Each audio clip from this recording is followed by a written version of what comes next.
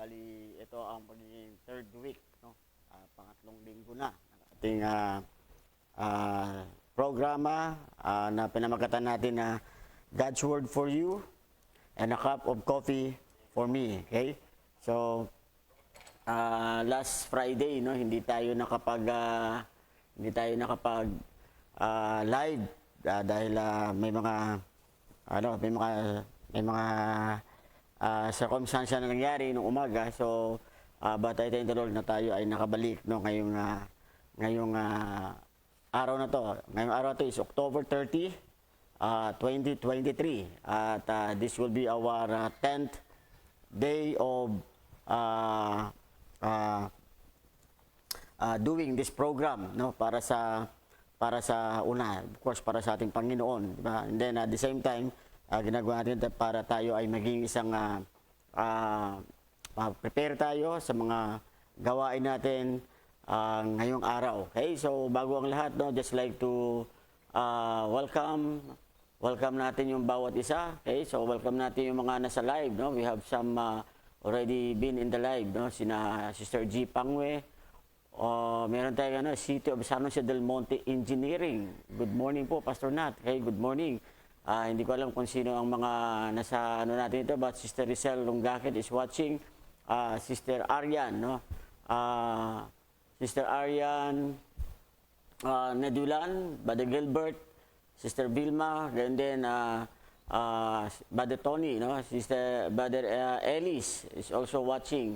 Okay, Jennifer Indaya is also watching. Okay, so good morning sa ating lahat at muli ay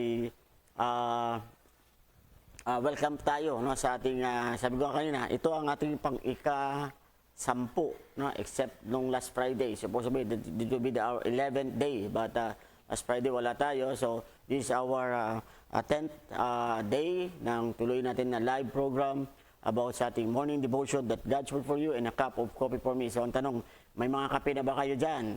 I hope, pray na meron kayong kape. Samahan niyo ako sa pagkape-kape. At gayon din, samahan niyo rin ako sa pag-share sa pag-aral ng salita ng ating Panginoon. Okay, so sa mga kaibigan natin, sa mga members ng MBBC, please share, no? Share natin yung ating live sa bawat kaibigan pa natin, sa ating loved ones. Kung ito po ay maging blessing sa inyo, it might be also a blessing sa kanila. Okay, so good morning, Sister Jean. Good morning, Sister Rachel, Sister Cecil. Good morning din. Okay, Brother Harim. Good morning. Yadi Lungakit is watching. Okay, so bago tayo muna magpatuloy, tayo muna bukas sa ating panalangin. Let's pray. Dear God in Heavenly Father, Lord, we thank you sa araw na ito na muli ikaw po ang nagbigay sa amin ng pribileyo na help, Panginoon, ng program ng aming pong God's Word for You and a Cup of Coffee for Me. And I pray, Lord, na ito po ay maging blessing at patuloy pa na maging pagkapala sa bawat isa sa amin. At we pray, Lord, that you give us wisdom as we study your Word, talk about you, Panginoon, ngayong umaga. And we pray that ikaw din po mag-bless sa lahat po ng mga viewers at lahat po ng mga listeners sa live, Panginoon. Lord, thank you so much for the good day that you've been given sa amin ahead at ikaw po mag-bless sa mga gagawin namin. This I pray in Christ's name. Amen. Okay, so Sister Evangeline, good morning. Okay, so bago tayo magpatuloy, again, ulitin ko, please share. Ganun ang ating gagawin, no? Share lang tayo ng share para naman na yung iba ay makapakinig sila. It might be a blessing for them today. Okay, so bago tayo magpatuloy, ay makinig muna tayo ng special number. Ulitin ko, our special number is recorded videos from the specials ng services dito sa Metro Light Believers Baptist Church. Okay, so good morning at let's listen sa ating special number ngayon.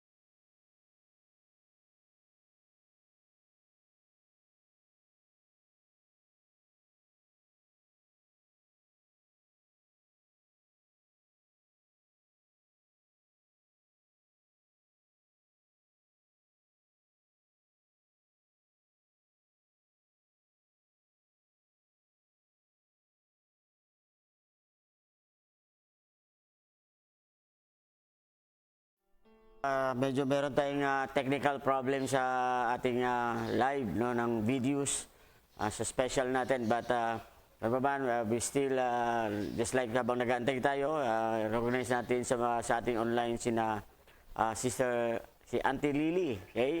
At si Ate Selly, at gayon din si Sister Irma Silan, okay? So sila ay kasama natin ngayong umaga na nanonood sila, okay? So thank you at good morning. So welcome tayo sa ating morning program, morning segment ng God's Word for You. Ito, okay? God's Word for You and a cup of coffee for me. So, ang ano ko lang dyan is samahan niya ako sa pagkape-kape ngayong umaga sa ating programa. Okay, so,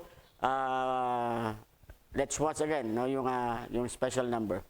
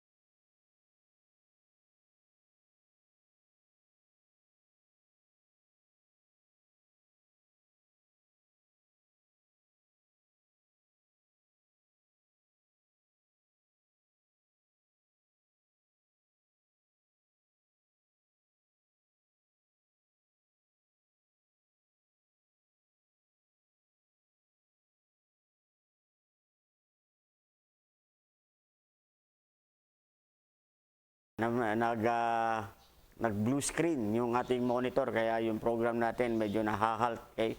But I pray that you're still hanging there, no? Diyan lang muna kayo. Talaga, ano natin that ma-fix natin itong ating special number. Okay, so Mrs. Jennifer Biating, good morning. Sister Lydia Goso, good morning. Ganyan din Pastor Ryan Garcia, good morning. Sister Flor, Brother John Isidoro, good morning. Okay, so welcome tayo sa ating morning segment ng God's Word for You and a cup of coffee for me.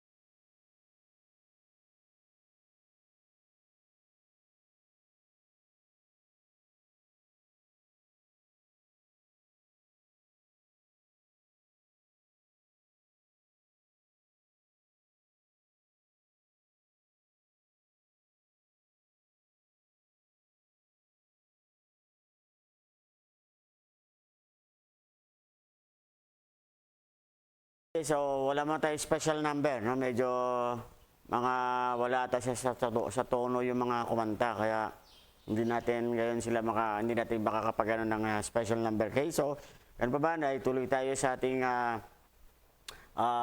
programa ngayong umaga. Okay, so, I pray, pasensya na sa lahat ng mga viewers, no? But I pray kayo ay nandyan pa rin para kayo ay manood. Okay, so Mamale, good morning. Welcome tayo sa ating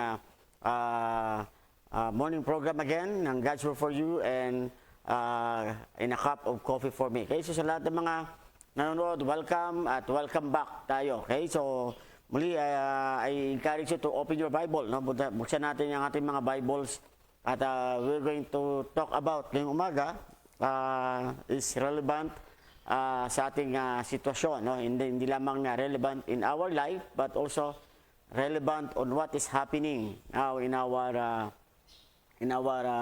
sa ating mundo. Okay?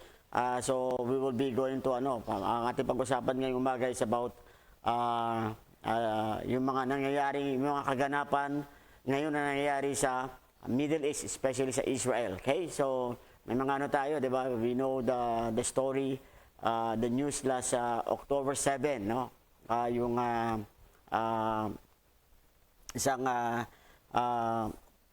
isang balita that divide ngayon, no? That makes na nag-divide ng pananaw, no, ng mundo. At isang balita that we could see that the world is changing, no? Iba na ngayon yung tinatawag na kino-consider ano yung tama at ano ang mali. Okay? So ngayong umaga, yan yung ating pag-uusapan. At kaya pamagat ng ating topic this morning is nilagyan ko ng topic na Are you ready? Okay? Are you ready? Are you ready? Or sa Tagalog ay natin yan, handa ka na ba? Okay? Ikaw ba ay handa ka na ba o naghahanda ka pa lang? Okay?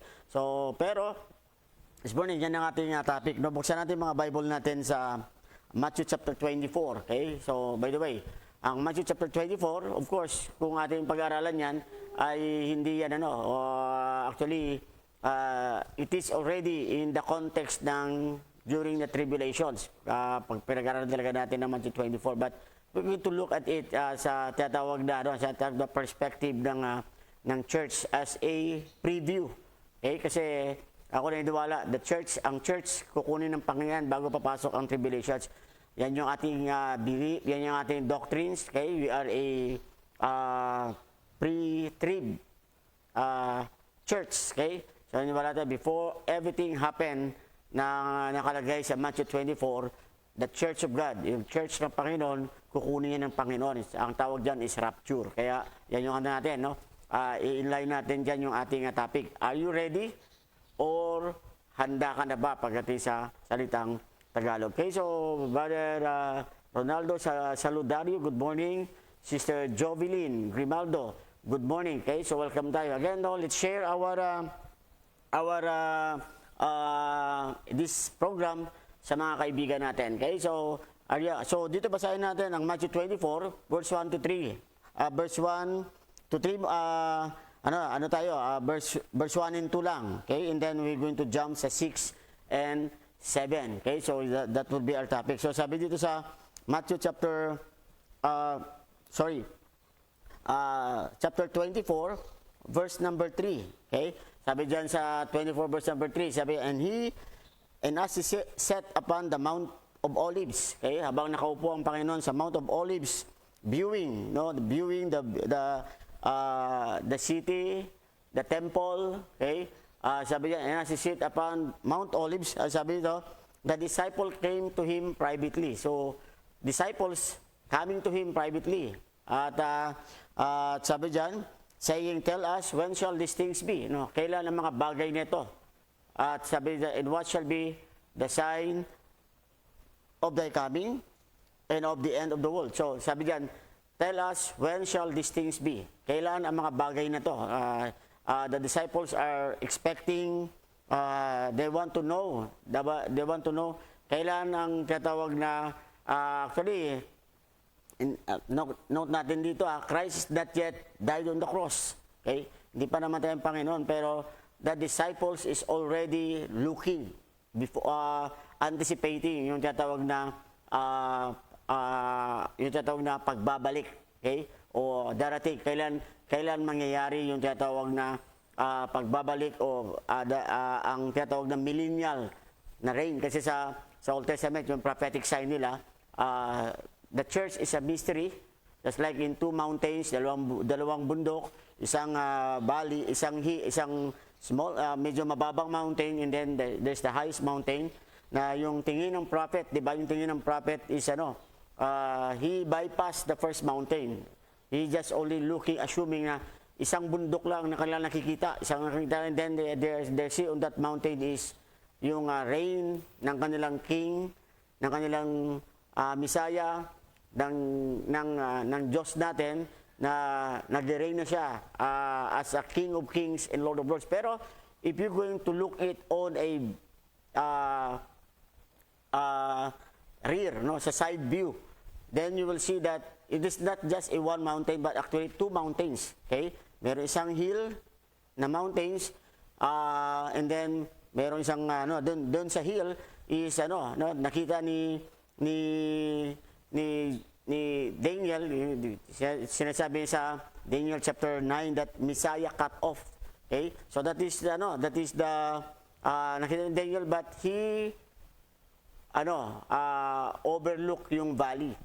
Yung valley na yan, and before going to the next mountain where the King of Kings and Lord of Lords will be seated on his throne, di ba? At mag-reign siya dito sa mundo for 1,000 years, na hindi nakita ni Daniel or the prophets yung valleys. That is the church. Kaya nga sa valleys yan, dyan nakalagay yung church. So,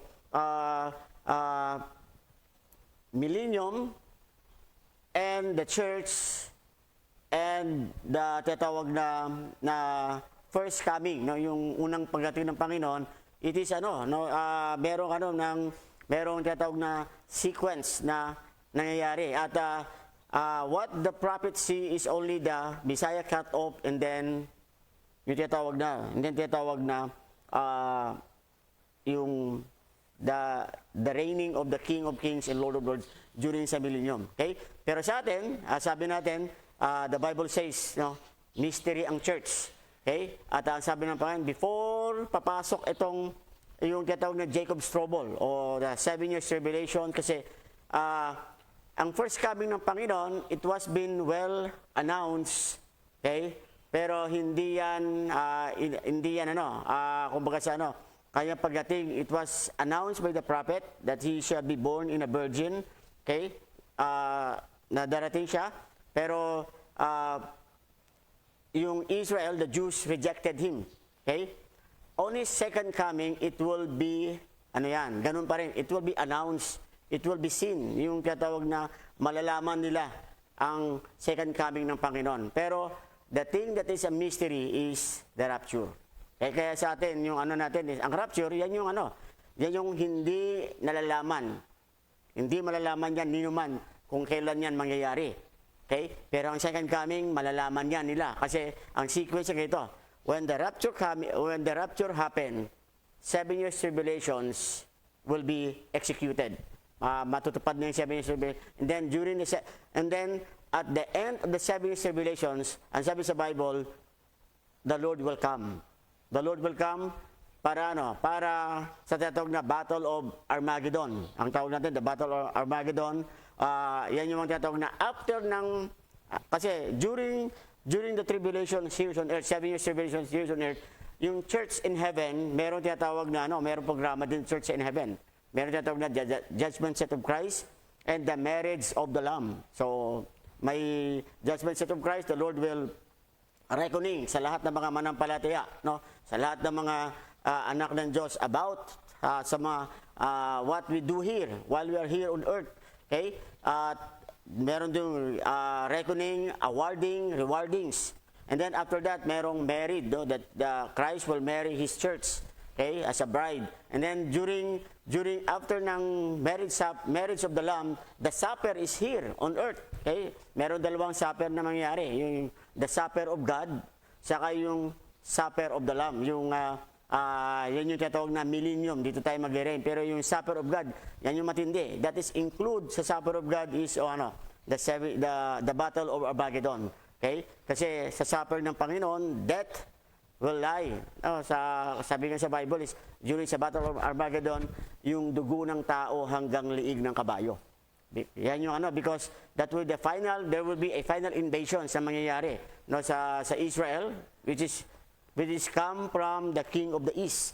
Yan yung magma-march from east going to Jerusalem. Okay? At during this time, yung west o Antichrist, it is no longer the savior of the Jews. Alam mo nila, hindi ito ang kanilang Messiah. Okay? So, Jews are caught up between two battles. Okay? The king of the east will challenge Antichrist. At the same time, Antichrist will trodden down Jerusalem or Israel. So, walang help na mapagkukunan ang Israel during that time. At ang mangyayari niyan is ganito lang mangyari. Israel will be cry for help sa kanilang Panginoon. Pero timely yan kasi yan yung ano ng Panginoon. That will be the last stage ng 7 years tribulation na pag end ng tribulations, Jesus will come. And then He will rescue, He will save His people. Kaya nga, ang promise sa Bible is Israel will be saved as a nation. Okay? Ililigtas siya ng Panginoon ng Israel as a nation.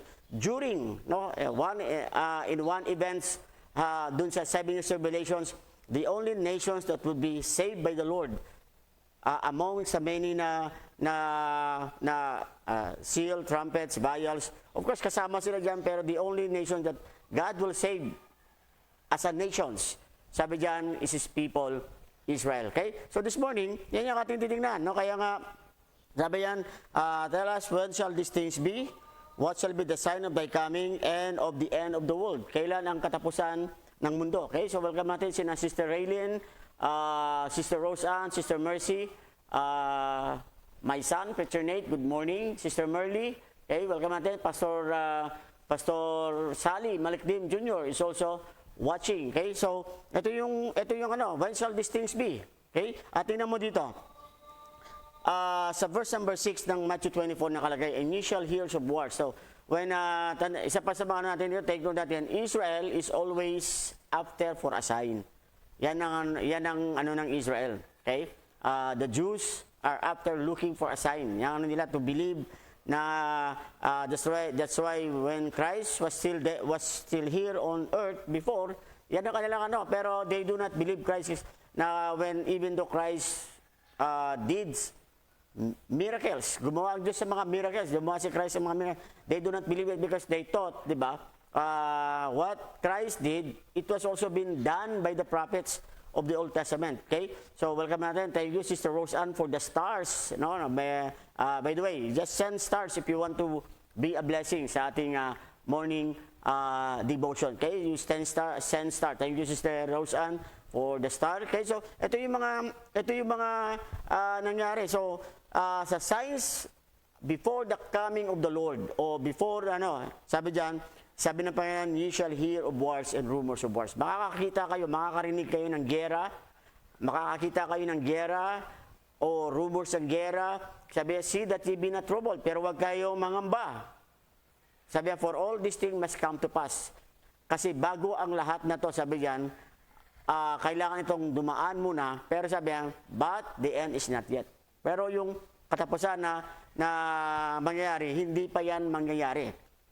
Okay? At sabi sa verse 7, for nations, kasi kailangan talaga, sabi, nations shall rise against nations, kingdom against kingdoms. Okay? At sabi diyan, and there shall be famines and pestilences and earthquakes in diverse places. And then sabi sa verse 8, all these things are the beginning of trouble. Pero ang lahat ng ito, kung makita natin, sabi, ito ay panimula pa lang ng tinatawag na trouble. Anong trouble yan? Yan yung tinatawag na kumbaga sa is preview yan, yung totoong trouble. Kasi meron talagang, ang 7 years tribulation, it is defined, all these are the beginning of sorrows. Yung sorrows yan, ang 7 years tribulation is defined as a Jacob's trouble. The 1 week is the Jacob's trouble. So, yan yung ina-anticipate na mangyari. Okay? Pero bago yan mangyari, sabi dito, is we could hear wars and rumors. That's like for now. Okay? Alam niyo ba na, noong October 7, talagang very sudden, traumatic, at inhumane yung nangyari sa mga Israelites, sa mga Jew. It's like repeating what happened during sa Holocaust, or ano. Pero alam niyo ba na those things na nangyari, yung pinaka ano diyan, 'di ba? Yung pinaka hindi matanggap natin na nangyari is ano, the beheading of the children, okay? The killing of yung mga bata, mga babies ang pinagpapatay. Pero alam mo ba na dito ako na gano'n, dito ako kaya ito sabi ko na dito tayo mag-focus ngayon. Are you ready? Kasi alam mo ba na itong nangyaring killing of children sa history ng Israel, hindi na bago 'yan. Okay? Hindi na bago 'yan. Pero sa bawat nangyayaring events na ganyan, there is always ano. Tingnan mo, buksan niyo yung Bible niyo sa Exodus. Exodus, okay? Exodus chapter 1. Alam natin dito, no? Ito yung yung tinatawag na the children of Israel resides or lives in Egypt, at dito sila dumami, no? Dito sila from I think from 86 silang pumasok sa Egypt. Right now their numbers is almost going to 2 million. That's why yung bagong pero, sabi sa verse number 8, 'di ba? Verse number 8 ng Exodus chapter 1, sabi yung bagong pero, sabi diyan, now there arose up a new king over Egypt which knew not Joseph. Yung bagong pero na nag-arose, sabi dito na he is now the Pharaoh of Egypt. Sabi niya, hindi niya nakilala si Joseph. And one thing that he was concerned is, sabi sa verse 9, and he said unto his people, behold, the people of Israel are more and mightier than we. Sabi diyan, itong mga taong ito, marami sila at mas higit pa silang malalakas kaysa sa atin. Brother Arman Carino, good morning. Thank you for sending stars. Thank you so much for sending stars. I pray na the Lord will bless you in return din. Okay, so sa mga viewers natin, please share, no? Kindly share our program ngayong umaga sa iba pa natin mga kakilala at kaibigan, mga kamag-anak, para naman sila din ang makapakinig ng ating pinag-uusapan ngayong umaga. Okay? Kaya nga natin, handa ka na ba? Are you ready? O handa ka na ba? Kasi ito yung nangyari. No, minsan nagugulat tayo. Ano ba yan? Bago ba yan na nangyari sa Israel, yung killing of children? Actually, sabi sa Bible, it is no longer new. Kung sa akin na, on my own understanding, although maraming beses na yan, maraming ano, pero yung tinatawag na talagang nailagay sa limelight, no? Nailagay sa tinatawag na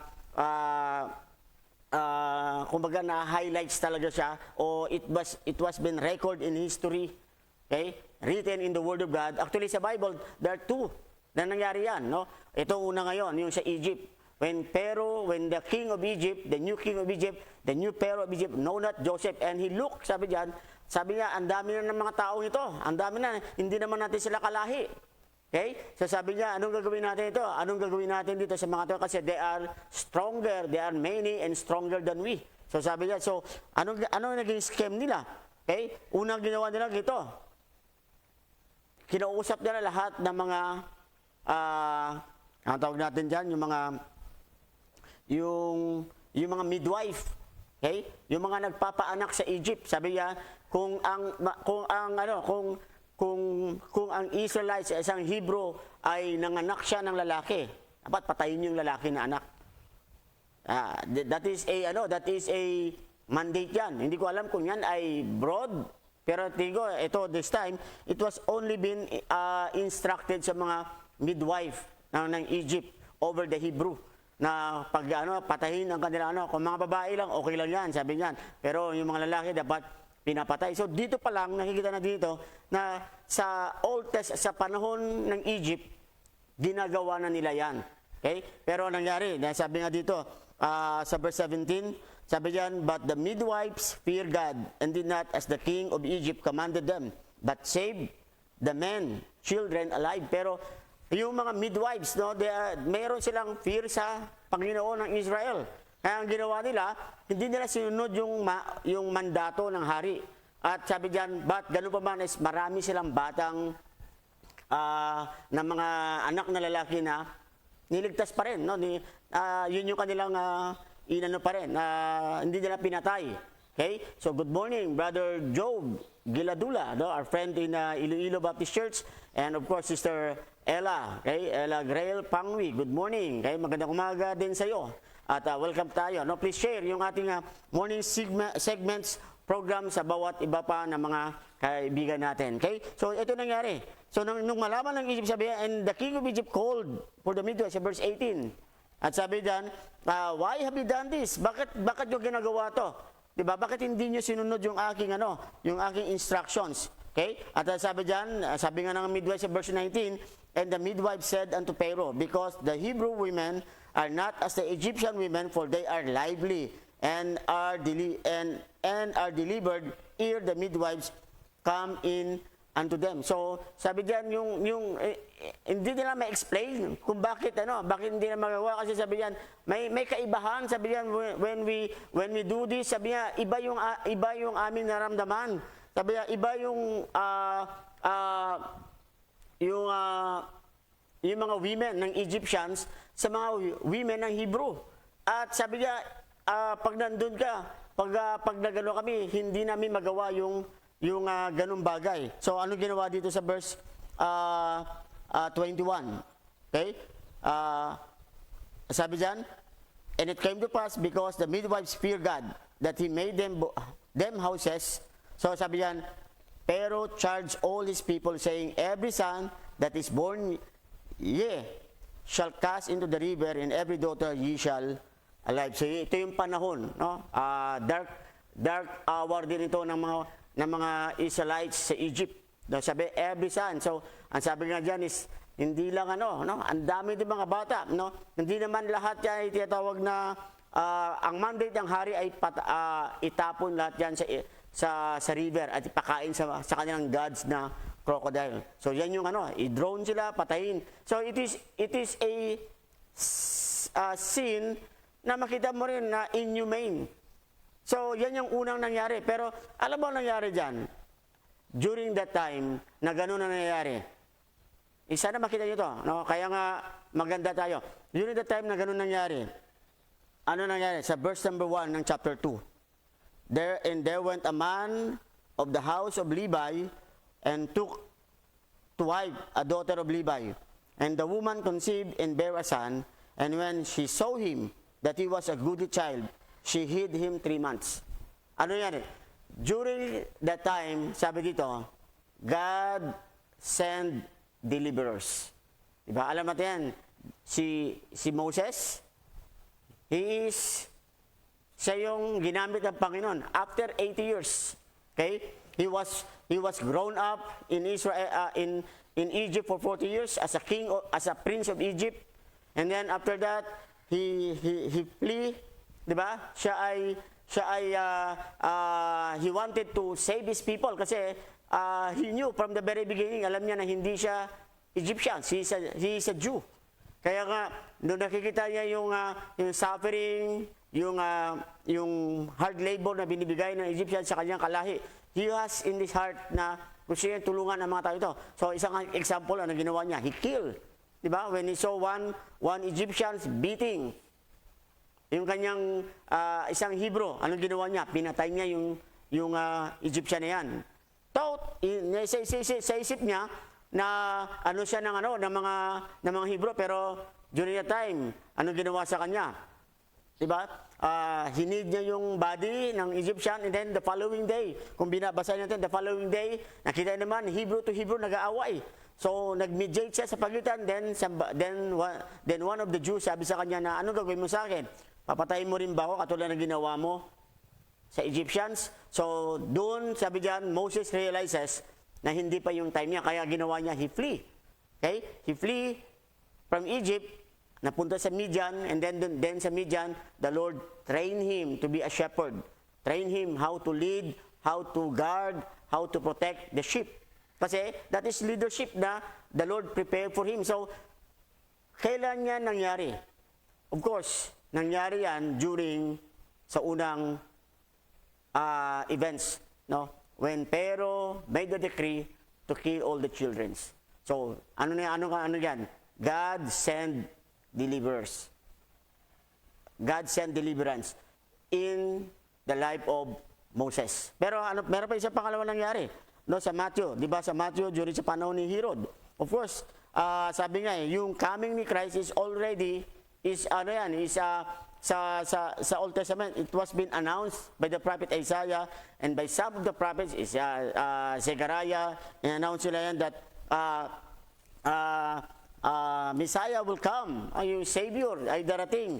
At especially kay Isaiah talaga na sinabi niya na, behold, a virgin shall conceive and bear a son, and thou shalt call his name Jesus. O thou shalt call his name Emmanuel. So ito yung mga announcement. Pero when the Lord, during his coming, during his birth, diba? Ang sabi sa Bible, the wise men of the east. Okay? Wise men of the east is they saw the stars. Good morning po, Pastor Pabon. Welcome po tayo. Sister Jonabeth Salodayo, good morning. Brother Christian, good morning. Brother James Paul Bungar, good morning. Okay? So, ito yung nangyari. When they saw the stars, sabi yan, so they follow the stars at nag-lead sa kanila sa Jerusalem, sa Israel. And then after for a while nawala yung star. That's why nagtanong sila doon sa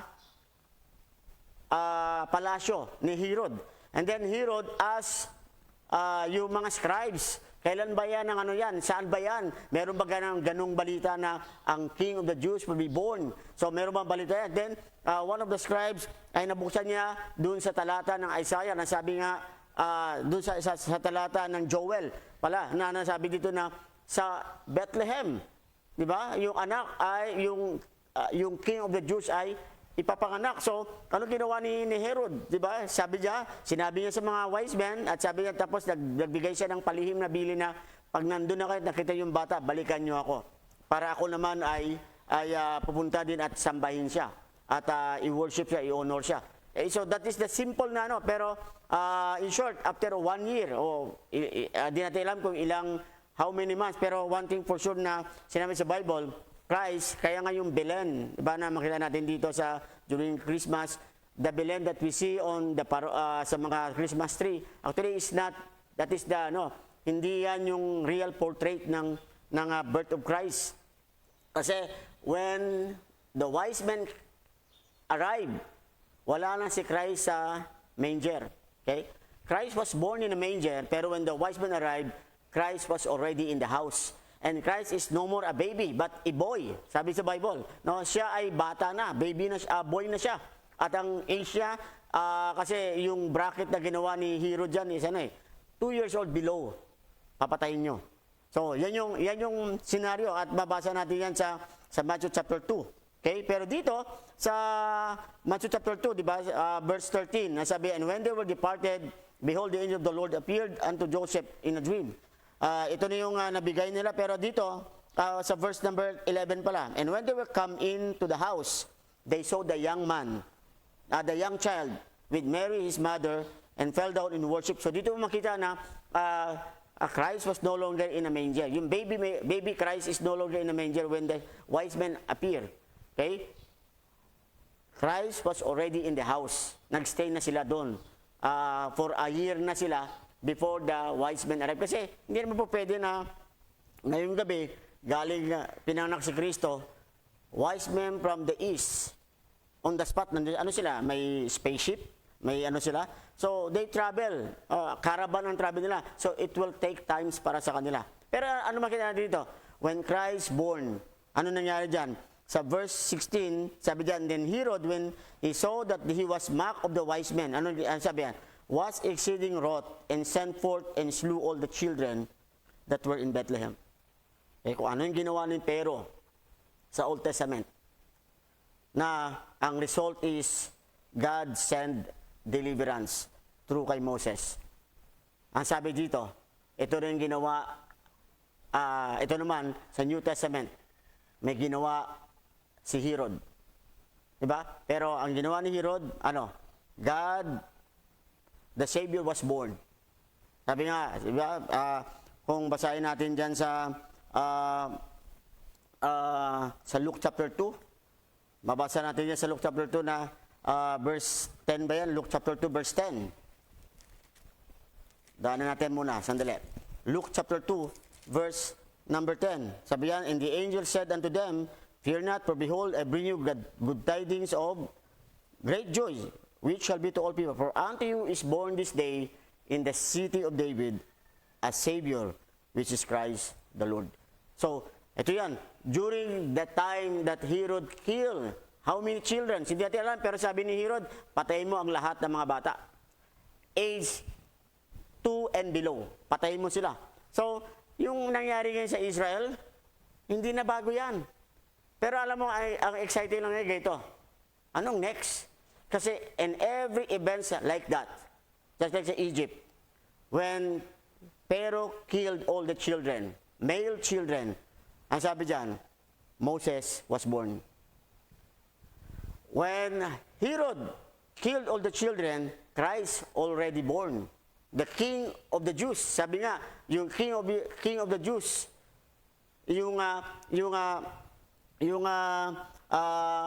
ano sabi natin sa Luke, di ba? Yung Savior is already born. So may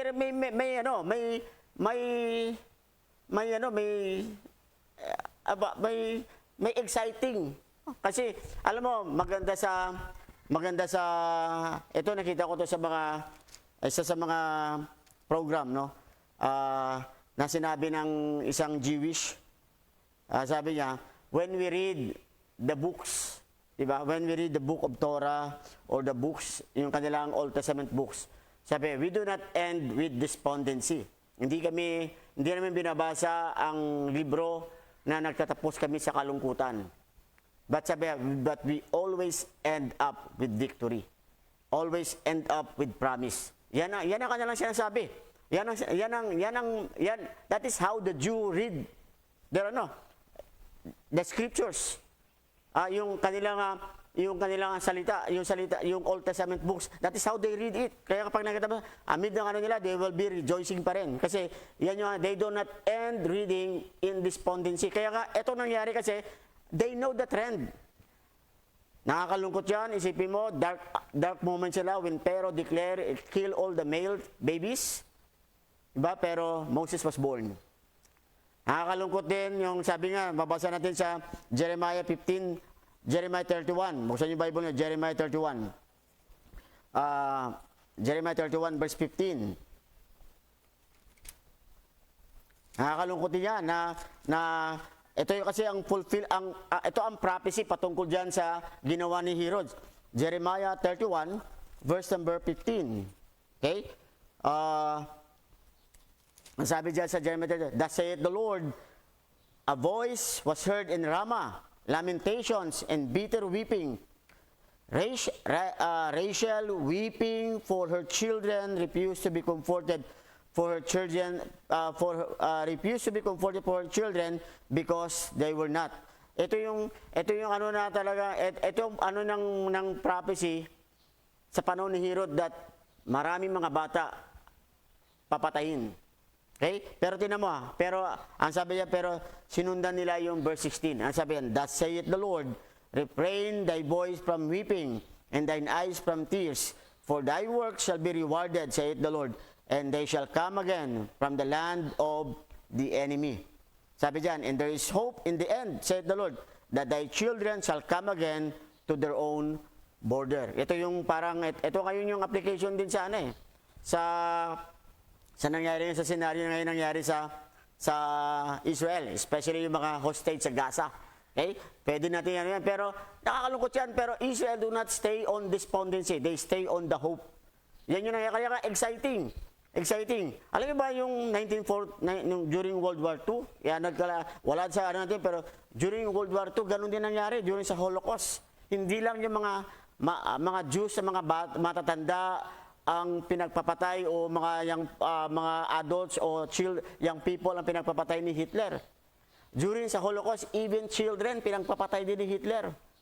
Marami din tayo doon na talagang lahat ng mga bata, lalo for instance, mabasa mo when you watch the Schindler's List na pelikula before, talagang pinapakita doon even children are being put into gas chamber. Pinagpapatay din. At may mga ano sila na tinatawag na firing squad, yung mga nanay holding their children, pinagbabarel sila. Diba? Nandun yung Pero anong naging result? Anong naging result? Ang naging result is Israel, nagkaroon sila state, nagkaroon sila ng, that is the beginning of a nation ng Israel. So may magandang nangyayari. Kaya ito ngayon, mga kapatid, ito, sabi ko sa iyo, ito ngayon nangyayari sa Israel. I don't know kung anong next nito. Pero para sa akin, it might be. This is the time that the Lord will come again. Hindi siya darating as He going to touch down His feet on Mount Olives. He will come again in the air. Kukunin niya ang kanyang church. Kasi hindi niya pwedeng ma-fulfill, ma-finish ang plan niya sa Israel habang ang church ay nandirito. And sipin mo yan, isang very traumatic to. Sipin mo, out of nowhere, this extreme terrorist na mga Hamas, ang sabi diyan, di ba? Hindi sila for liberations. They are there for extermination ng mga Jews. At ang isa sa mga nila is the same na ginawa sa Old Testament, the same na ginawa sa history before, ginagawa nila. Pero hindi nila nakikita na pag yan ang ginawa mo, may gagawin ng Panginoon. Kaya nga sa atin, very exciting yan. Very na, it might be, ito na ang panahon that the Lord will come. Kaya, kaibigan, ang tanong ko, handa ka na ba? Are you ready? Kasi katulad sa mga events sa Exodus, when Pharaoh killed all the male children, Moses arrived. When Herod killed all the children sa Bethlehem, ang sabi sa Bible, Jesus was there. Jesus already been born. The Messiah, yung Savior, ay nandun na. When Holocaust happened in World War II, at anong nangyari dyan is almost 6 million Jews ang pinatay ni Hitler. That's include children. Kasama mga bata dyan. Ano nangyari? Israel was born as a nation. And how much more ngayon? What will be the next? Kung every despondent na events sa Israel, meron silang hope and victory na natatanggap pagkatapos. What will be happen next sa panahon natin? Okay? So, kaya nga, para sa akin, eto na yung panahon na babalik ang Panginoon. It might be, this is the day, this is the time that the Lord will come. Kaya ang tanong ko sa iyo, kaibigan, ready ka na ba? Tanong ko sa iyo, handa ka na ba? Nag-iisip pa ba na tatagal pa tayo? If you go and look around, di ba? Nandito na sa mapa natin, the Lord already revealed who is the King of the North. Kasi the Bible says, King of the North, King of the East, King of the South, and King of the West. By the way, if you're talking about kings, yung North speaks of Russia. Yung East, I don't know, pero ang dominant ngayon is, India is part of the East, pero ang dominant ngayon is China. And then yung South, wala masyadong strong na king sa South, pero may king sa South, pero that king of the South allied with the king of the North. At ang Russia is the king of the North.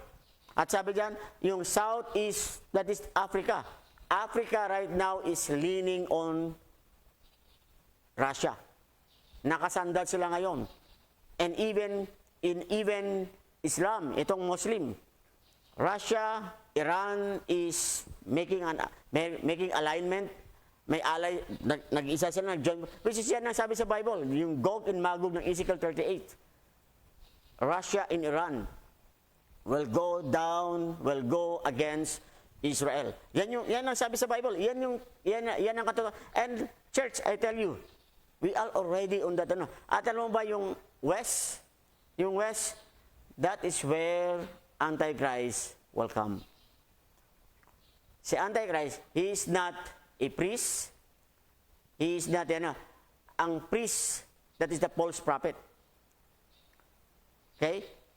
Ang sabi sa Bible, Antichrist is a political, is a politics. Ano yan? Ang kanyang entrance is politics yan. He is in a political, it might be right now. Alam mo ba, ngayon, hindi siya nare-reveal because the church was here. Pero kung itong nangyayari ay ito na ang simula o magbubukas, sabi nga, beginning of sorrows, ito na ang magiging entrance ng natin, sabi yan, Antichrist cannot be revealed as long as the church was here. In order Antichrist to be revealed and defeat King of the North, along with the King of the South, along with the Islam, sabi dyan, the church must be taking up. Pero ang dyan, ang exciting ganito, ang exciting, pag-isipan nyo, bakit ang 7 years tribulations, the entrance is, yung pagpasok ng Antichrist is peace? Bakit peace kagad ang kanyang Kasi, it might be na tayo ay talagang dadaan sa giyera. Kaya, pwede talaga na pwede tayong dumaan sa Third World War. Okay? Kasi totoo yan. Pwede rin na yung church kukunin ng Panginoon during the war. Pero hindi yan tribulations. During the war.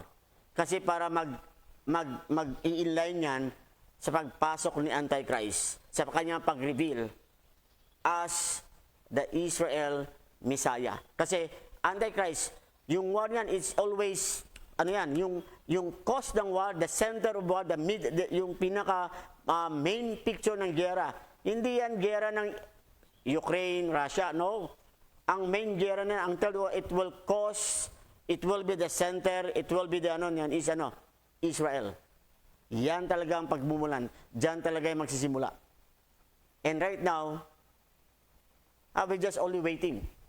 Isipin mo lang, China, itong China is just only waiting for his chance to become king of the East.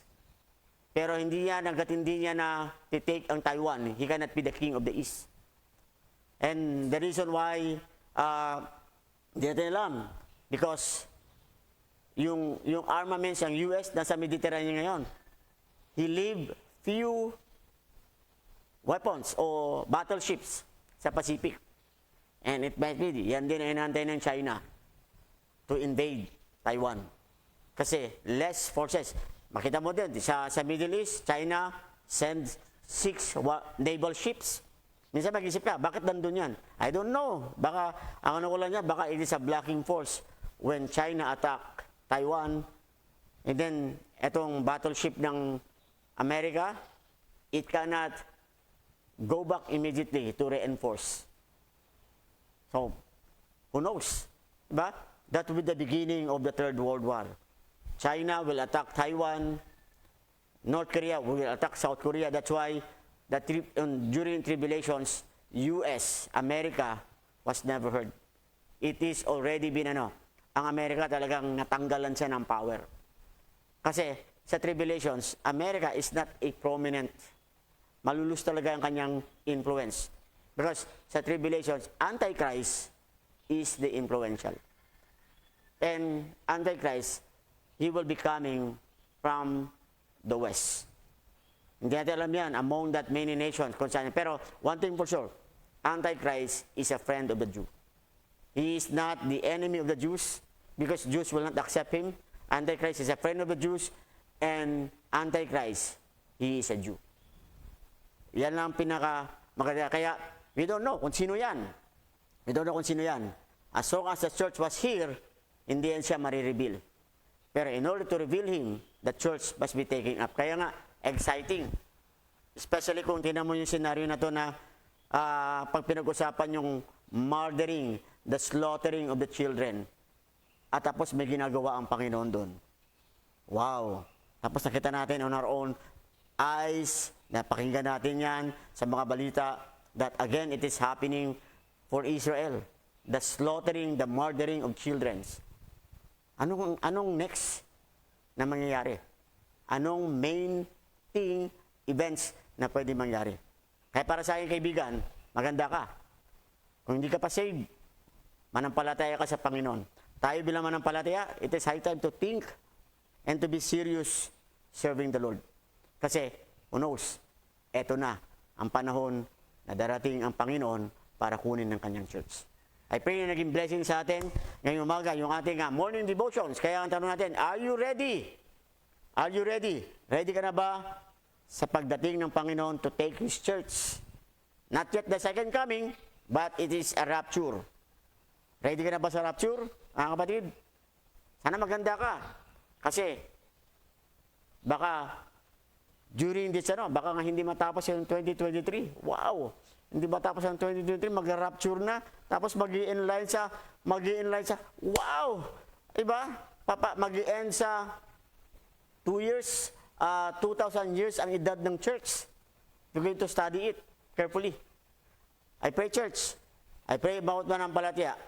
Ang lesson natin, I hope, magbigay sa atin ito ng decision na, yes, it might be na ngayon darating ang Panginoon. So wala akong dapat ibang negosyo gagawin, kundi maging handa dapat ako. Hindi para maligtas. Kung ligtas ka, dapat maging handa ka. Kasi gusto ng Panginoon, pagdating niya, He found us faithful. Pero kung hindi ka paligtas, gusto ng Panginoon, manampalataya ka sa Kanya. Para pagdating niya, masama ka niya.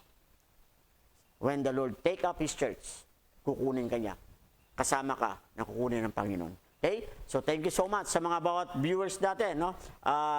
Brother Ellis, Mrs. Jennifer Biating Silan, Sister Arian, Sister Flor, Sister Irma, Mrs. Rowena Uy, okay? Brother Tony, Sister Roseanne, thank you. Ganyan din sina Mamale, thank you. Sister Ella, thank you. At sa lahat ng mga Brother Jimmy Ancheta, thank you for watching. Sister Nancy, thank you for watching. Brother Raj Adelan, thank you for watching. Okay? Sister Patricia Bailon, thank you for watching also. Sister Naomi, thank you for watching. Sister Rose Agraba, my friend, thank you for watching din. No? Pastor June Pabon, thank you for watching. At sa bawat isa na nabanggit ko na kanina, kung kayo patuloy pa rin na nanonood, thank you for sending stars. Sister Mrs. Rowena, kay Mrs. Weng, thank you for sending stars. Brother Brian Mabayad, thank you for watching. Okay? So muli, I hope and pray na kayo ay makasama ko muli kung hindi pa darating ang Panginoon mamaya. At meron pa tayong bukas mamaya. Bukas, tomorrow.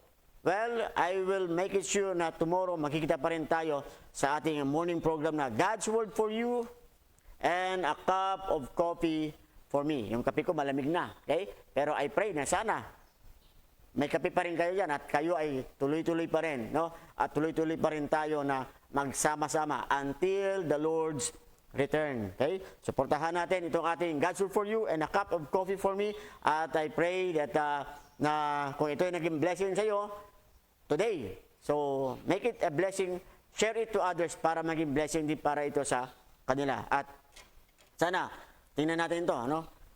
Yung events that is happening today, in our time, especially, ito yung sad experience, sad events na naranasan ng Israel during October 7.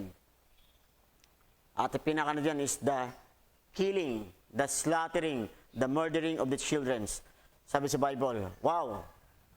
Sana mahan mo na may events yan sa Bible na nangyari na yan. It is not new.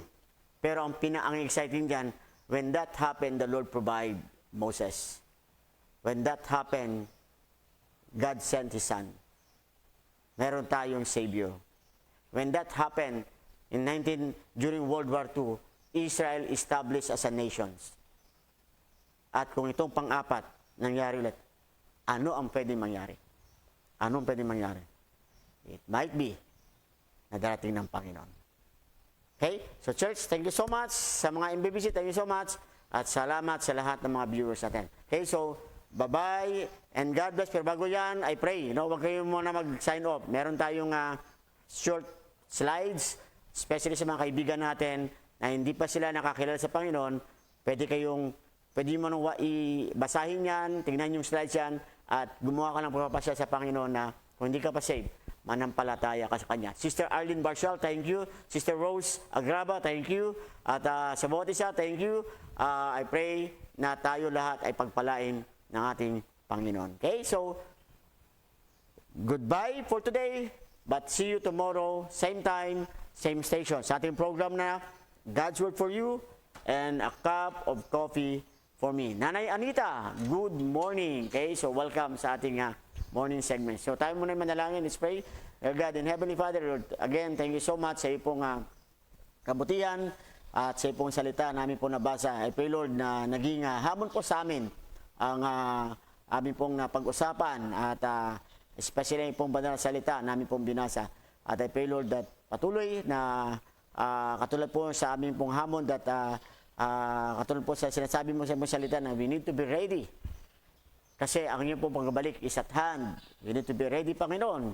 Kasi signs are happening already sa aming paligid. Kaya I pray ang church ay maging handa. At kung may mga tao pa kanina, hindi pa sila nakahanda, Lord, I pray na maabot sila ng kaligtasan. Manampalataya sa iyo at tanggapin ka bilang ikaw ang kanilang tagapagligtas sa kanilang buhay para maging handa sila, Panginoon, when the church will be taken up in glory, in rapture. Lord, I pray na kami po ay ready, handa, at faithful sa iyo, Panginoon. Kaya Lord, thank you so much sa iyo pong pangako, sa iyo pong salita na truly, Panginoon, alam namin, hindi po to, sabi sa Bible, heaven and earth shall pass away, but my word shall not pass away. Walang tuldok o kudlit na hindi magaganap sa iyo salita. Even those things, it will happen because ito'y sinabi mo, Panginoon. Kaya Lord, I pray, today, tulungan po kami sa mga gagawin namin. Tulungan po kami, Panginoon, sa mga decision making.